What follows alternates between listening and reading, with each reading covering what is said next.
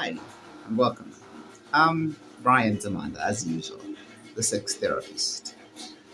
Today, I want to talk about a topic. A lot of women always come and ask me different questions, and mainly in the topic regards to how to be beaches. And every time you hear a woman saying, "How do men love beaches?" But how do I become a beach? And it's been a trending story. And women always call me, "How do I become a bitch?" And I'm like, "You want to become a bitch? Are you ready to do the things that bitches do?" And the one thing that most women never realize, mainly after they got these men, they don't realize that men are not emotional.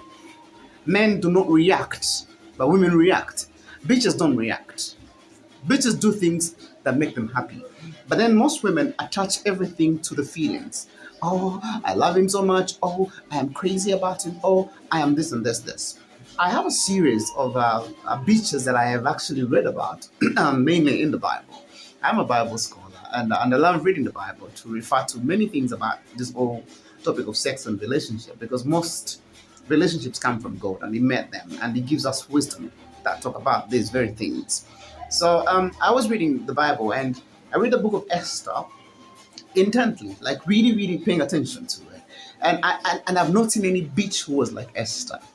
And I noticed that when you want to become a bitch, the series of events that you do must be programmed and must be laid out together so that you don't have a print. You know, some women have a print. She started calling me names. I mean, she needs money. Bitches don't have a print. They all have different forms of manifestations from any chord or form. So when you are trying to be a bitch, never have a print. I mean, don't have a routine that anybody can figure out. But this is what happens. When I was reading Esther 5, when the Israelites were going to be like killed or alienated from the old kingdom, this is what Esther did. She called upon all the people of Israel to pray for her, and she was fasting. And then she got all her maids together to pray and fast. 3 days, meanwhile. And then in the process of doing all that prayer, she was taking care of herself. And the Bible clearly says that when the time came in for her to go to the king, when she went in, the king asked her what she wanted. Bitch didn't say nothing. The bitch said, "Oh, can I make food for you? Can I make you something to eat?" And the king eats. And then the king asks, "What do you want?" She said, "No, can I come back another day and make soup for you and make food for you?"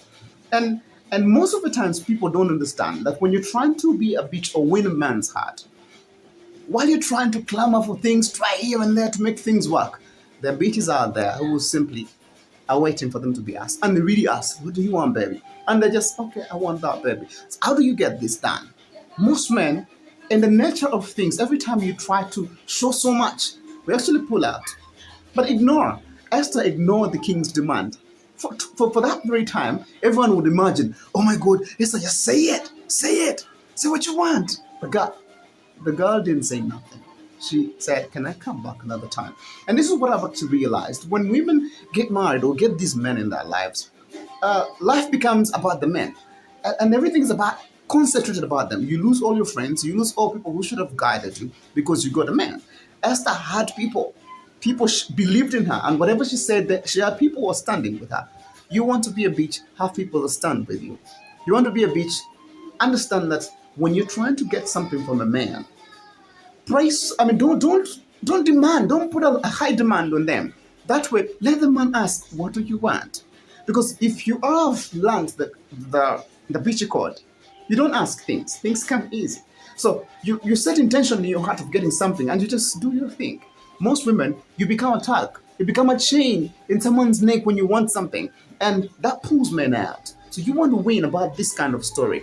Read Esther properly. This girl, on the second time, again the king says, "What do you want? Ask whatever you want, even though it's half of this kingdom." And she laid her cause down for whatever it was doing. So the key element here is do not beg. Do not beg. I have a series of beaches in the Bible. And I'm going to teach you so much about the beachiness in the Bible. And that will relate to the life we live in right now. Don't forget to subscribe. If you like this, kindly share. And like the page, share. Let us grow together. Bryan Ssemanda, the therapist. I'm happy to always teach something that is nice. Next series, we're going to talk about why every man want a Jezebel kind of woman. Thank you. Ciao, ciao.